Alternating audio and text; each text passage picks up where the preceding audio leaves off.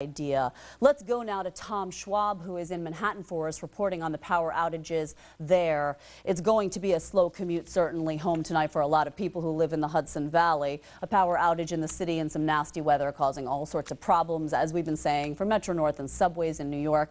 And as I said before, Tom Schwab is in Manhattan for us with the latest. Tom.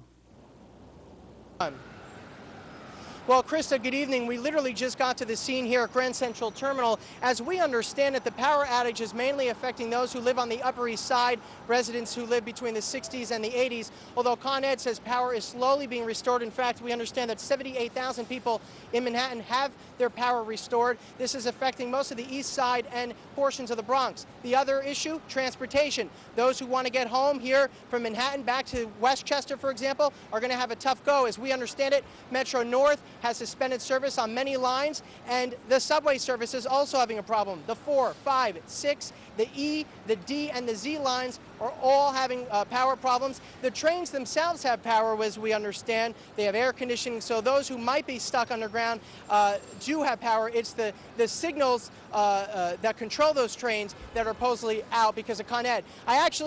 We have Councilman Eric Joya from Queens, who I see standing right over my shoulder. Let's bring him in really quick. I'm sorry to do that to you, but we're talking about this. Obviously, you heard what's going on. What do you think may have happened? Well, I actually got caught on a train, and it did have air conditioning, but after a while, they opened the doors and told us to get off.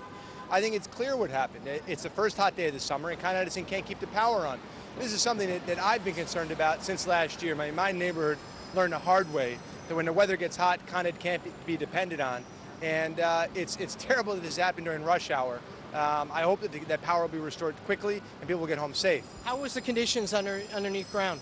Well, I mean, it wasn't dangerous, but I think a lot of people, I mean, look, it's a very hot day and you're stuck underground, and it's rush hour, so you've got millions of New Yorkers trying to get home. These are tough circumstances.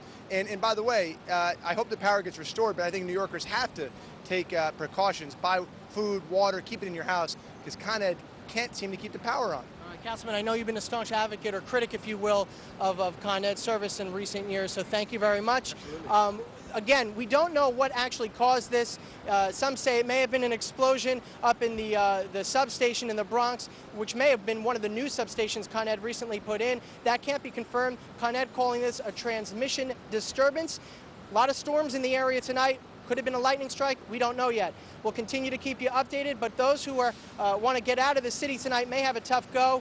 We'll of course keep you updated on what is a developing story here from Manhattan tonight. I'm Tom Schwab reporting in front of Grand Central Terminal. Krista, back over to you. All right, Tom, a lot of problems with the wicked weather and the heat. Con Edison, not an easy time for them. Still more to come on